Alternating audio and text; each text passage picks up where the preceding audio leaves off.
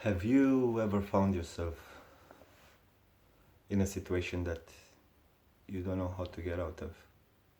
You've tried so hard, so much, so long. You've used all your options, you've used everything and anything that crossed your mind, that your brain could have produced, but still couldn't find the solution. Hello, my name is Andre Pascaru, and I am finding myself in one of those situations in which I don't really know exactly what to do. I've been trying for quite a long time to make a nice life for myself, as everyone does. I guess most of us do it, don't they?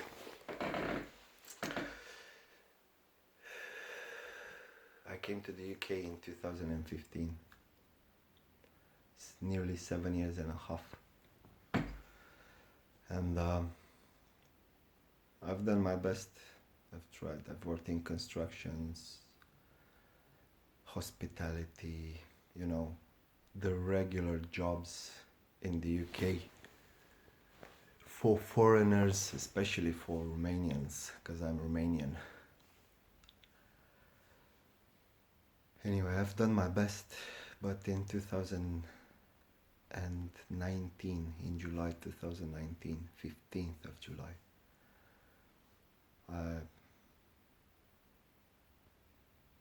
I became homeless. For different reasons, I ended up being homeless.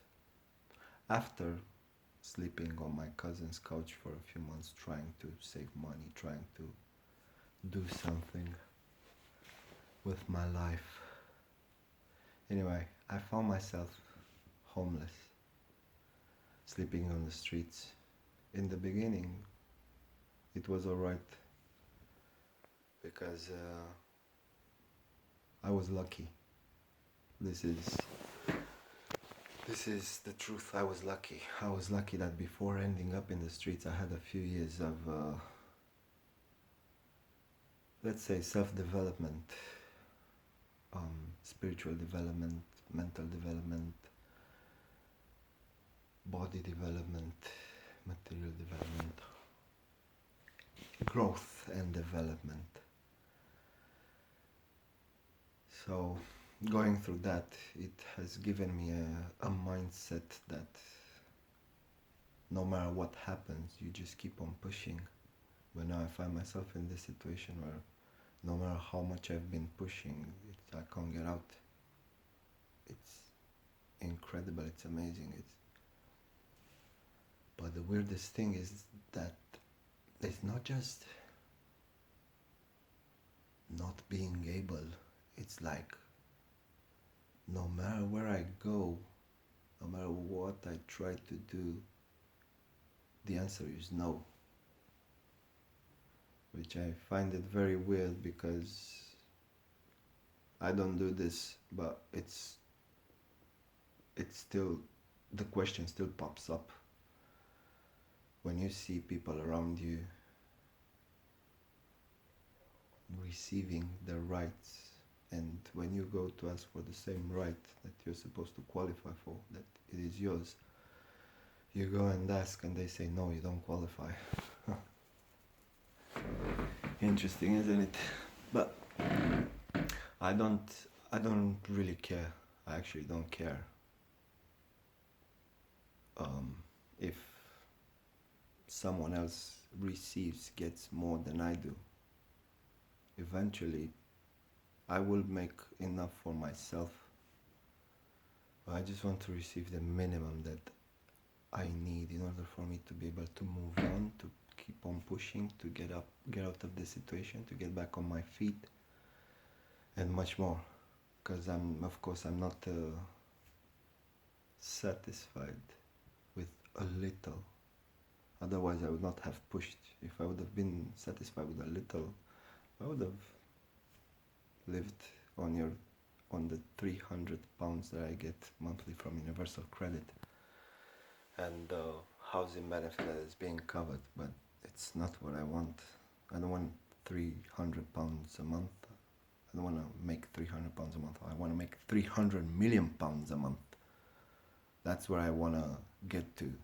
At least that's where I want to get to. Not £300 a month. So I was working, I came here, I worked in construction, hospitality. I kept crashing.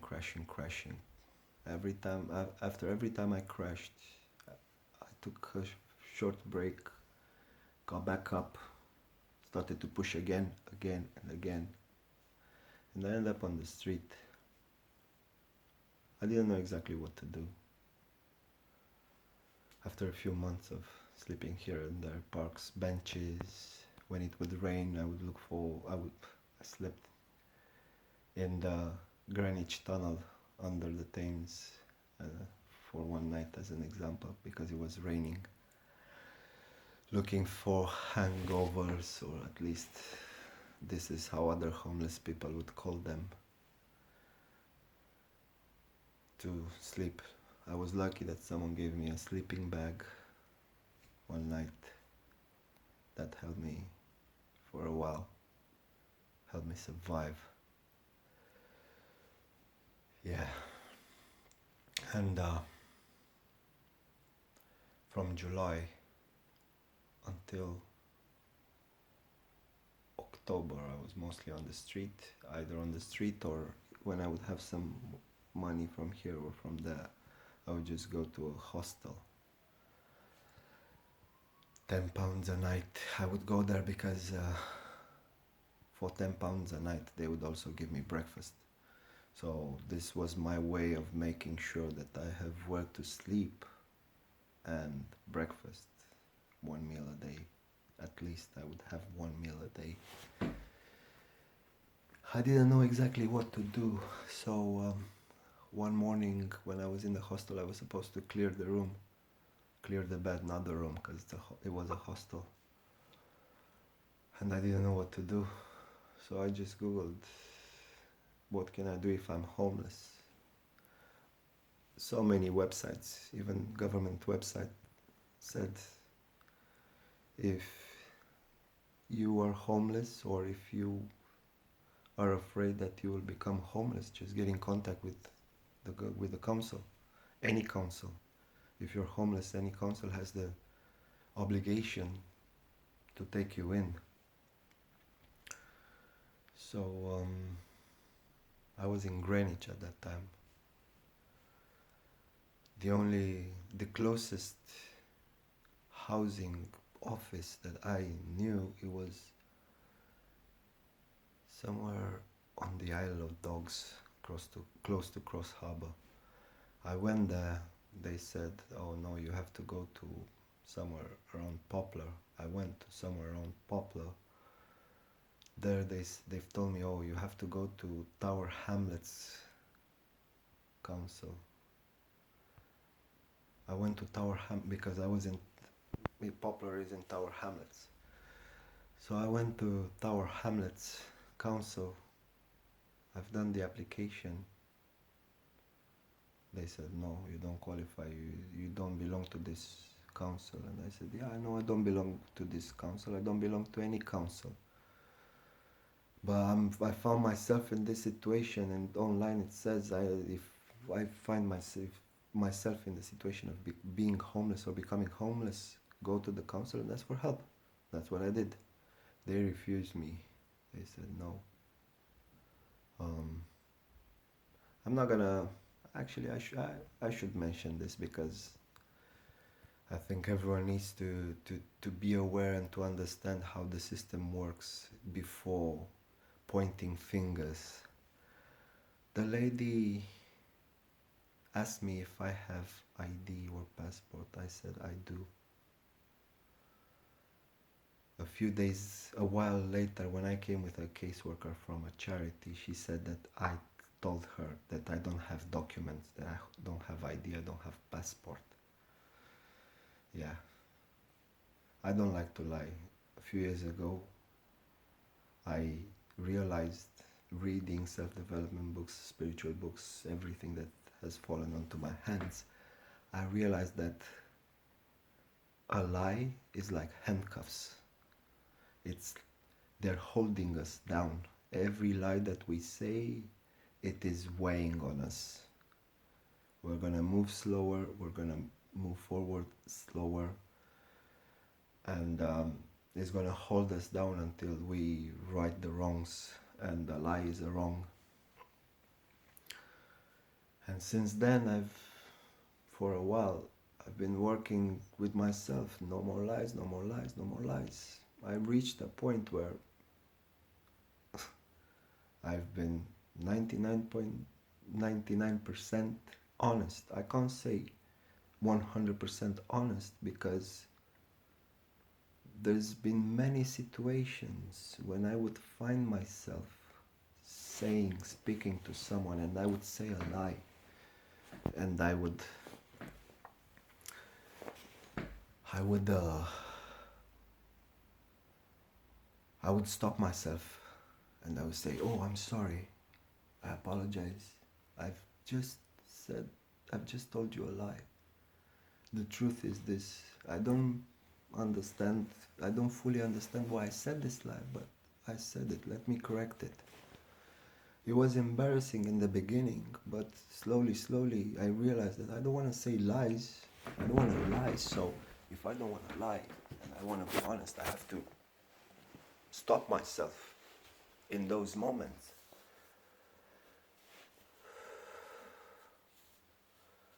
So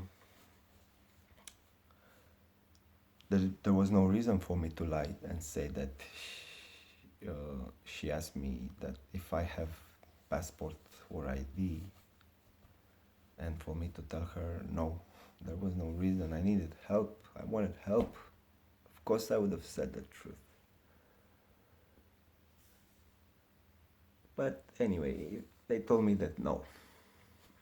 So they've sent me to a charity, Providence Row. I was surprised, baffled. I couldn't believe it. I'm going to the council to ask for help. They're sending me to a charity. Why would the charity have to help me? I mean, we're paying taxes to the government, not to the charity. I mean, I didn't pay much tax, but I did pay. I didn't pay much tax because I've worked before ending up in the street. I've worked for roughly 3 years. I didn't work that much, but I've worked and I've paid taxes. So why would I go and ask for help from charities? Because I didn't pay taxes to the charities. I went to Providence Row. The help that they could provide me was a meal, a shower, laundry, some courses which most of them they are there just to waste time, energy and money. Some of them I don't disagree, some of them are quite helpful, but some of them are just a waste, a simple waste. I kept trying to ask them for help every day. Eventually they got tired of me, so they've placed me into a church's circuit. Meanwhile, they also send me to Crisis. So one charity has sent me to a different charity. I went to Crisis, I registered with them as well. Very complicated with Crisis. If you do exactly what they tell you to do, they will help you. If there is something that you disagree with, they will not help you. And it's not just them, it's most of the charities. It's like they're bossing you around and they're telling you what to do because they know what is best for you. They know better than you what is best for you. they don't care that you about your situation, about your case. No, all they care is to place you somewhere in order for them to get the funds, but to place you somewhere in a place where you would not be able to stay there, to survive there for long, to end up in the street. So you would go back to them and ask for help. And every time you go to them, and every time they help you, they get funds. They can justify the expenses.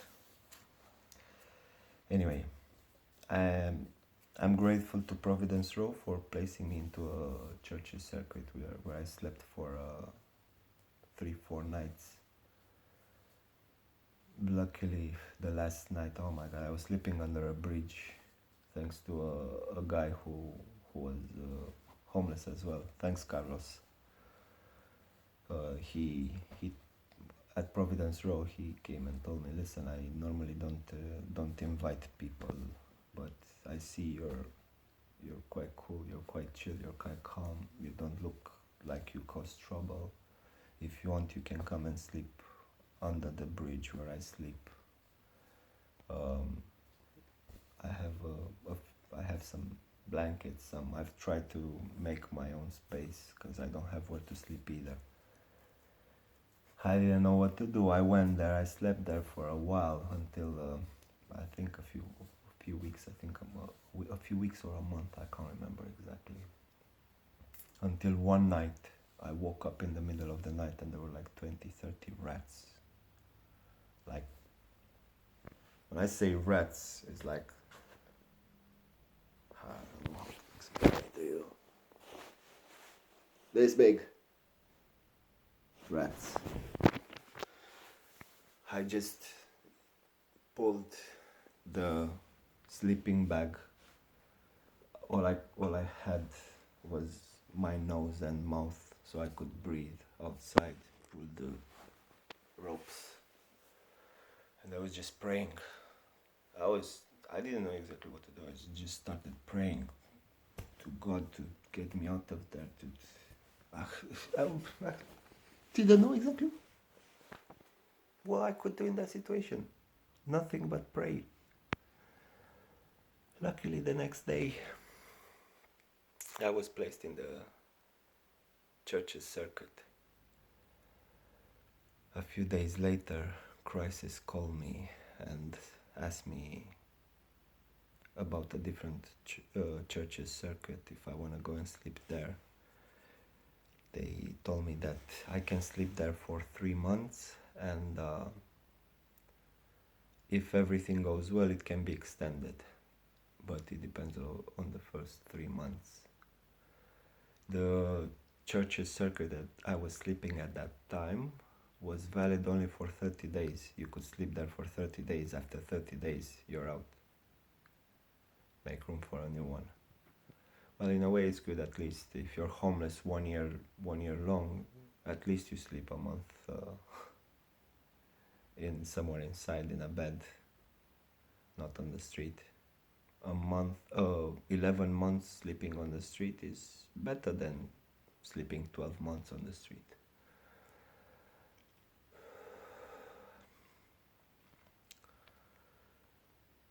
And when Crisis called me and told me that it is 3 to 5 months, depending on how the first 3 months go, I said, yeah, of course I'm going. It's at least I have where to sleep for 3 months, not 1 month, 30 days. I went there.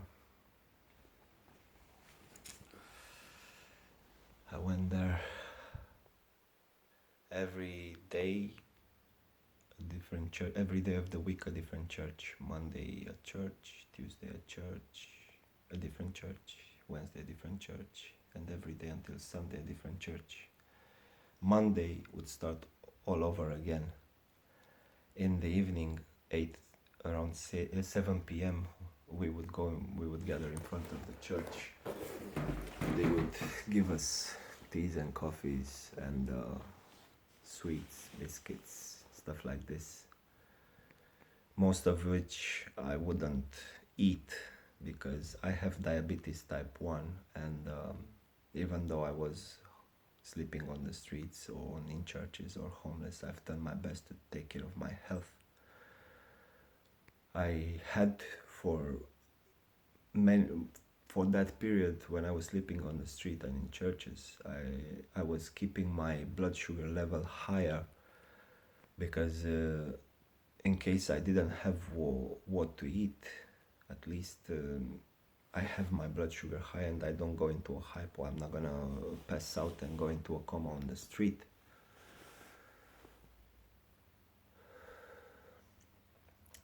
So I've done my best to keep my health in check. I wouldn't eat too much sugar. I would just eat enough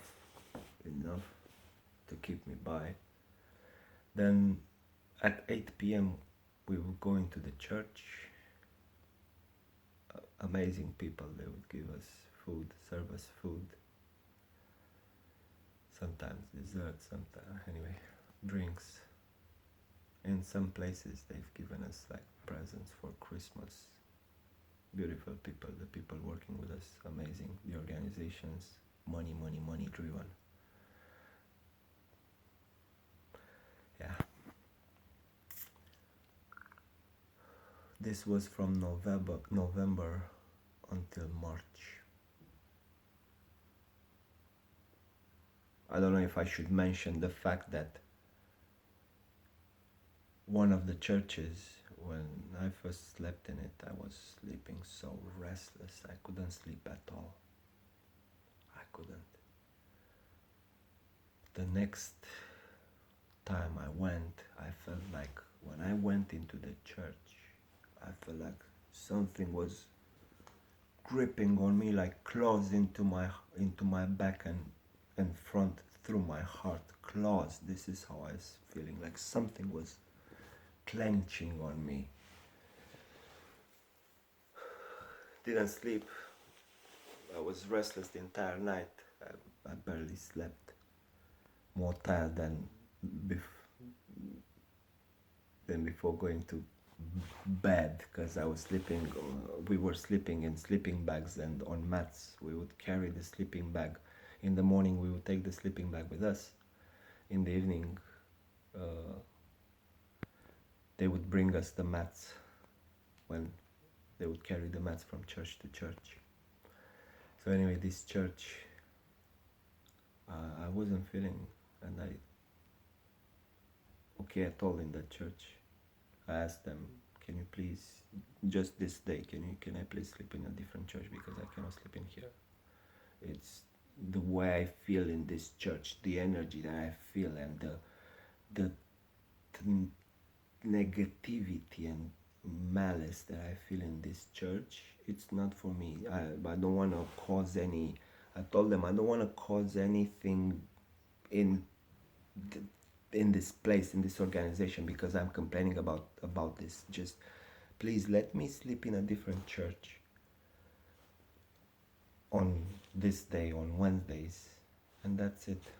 No, they tried to kick me out because I complained about the church. And guess what? I wasn't the first one. There were like 3 or 4 other people who complained about the church and who simply didn't go to sleep in that church.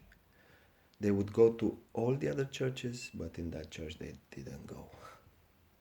They didn't say anything to them. They didn't do anything to them.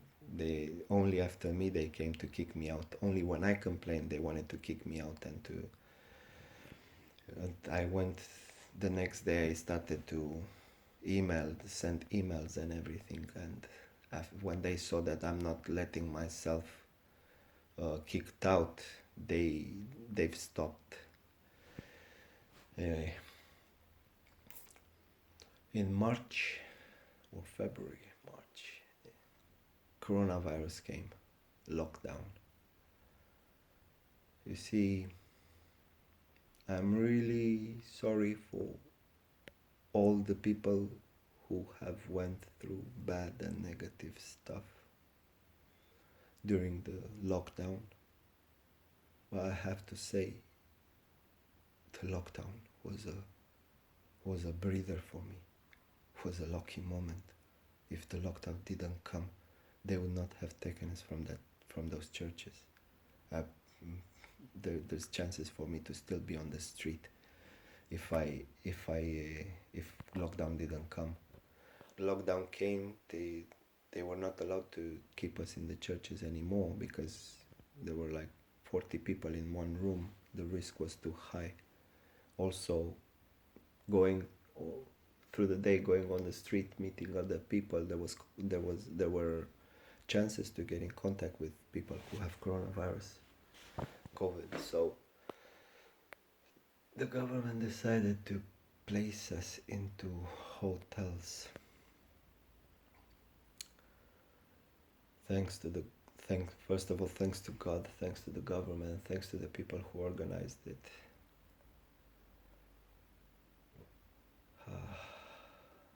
Because it was a break for me. The first month, all I did was mostly sleep, eat and sleep. This is how tired I was. I was exhausted. I don't even know how I was able to last. When it was cold, I had to walk.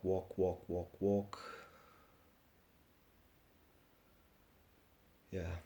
When it was raining, if I would be caught, if the rain would catch me and I would get wet, I would have to keep on walking, otherwise I would get cold.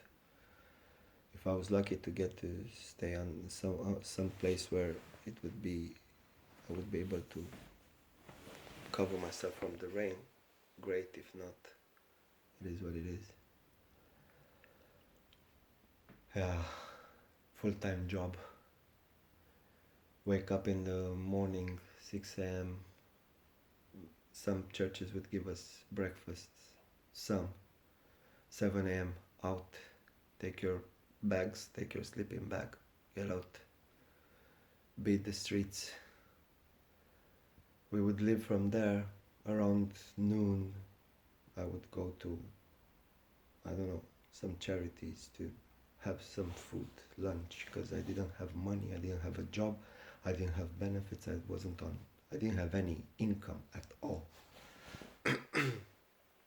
to go to work when you sleep on the streets, I don't understand how can someone, I don't know, to me, I can't understand.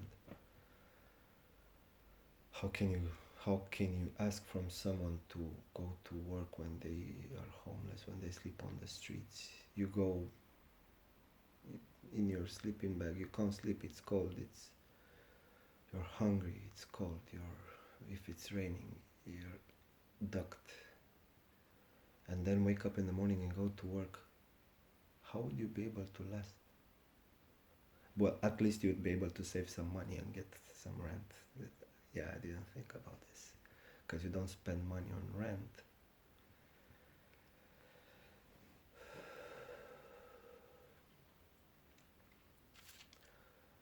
So I was tired, I slept the first month, like, through it. After the first month, I gradually, slowly started to get back into my mindset. I started to do my yoga, my dancing, my meditations, my walks, and mentally I started to get back. I was slowly crashing. If the lockdown would not have come, I would have probably crashed. I'm telling you, I would have probably crashed. Because I could feel it, I won't last for too long, but luckily they've placed us into hotels. It took a while in that hotel. It was the lockdown was as well. So when the restrictions have kind of started to be lifted, meaning in July 2020, well, they weren't lifted, it was still a lockdown, but there was pressure for us to get jobs. I didn't mind about that, about getting a job, because I don't really like to do nothing.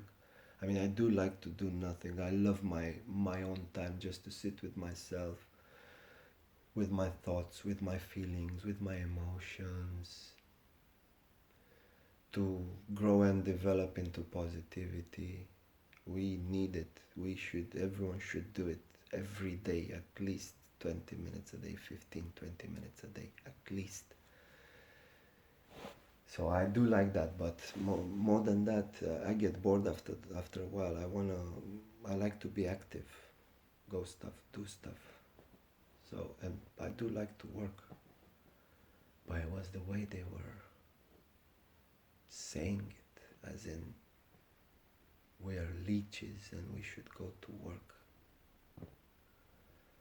Well, wasn't they didn't tell this to me, they said it to someone else. They told me different way, but I can't remember it. Anyway, July, they've moved me to a different place, to a student accommodation. And there we were supposed to start,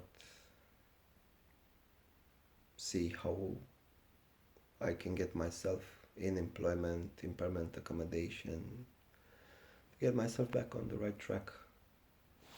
It was, again, it was still lockdown, so it was tricky.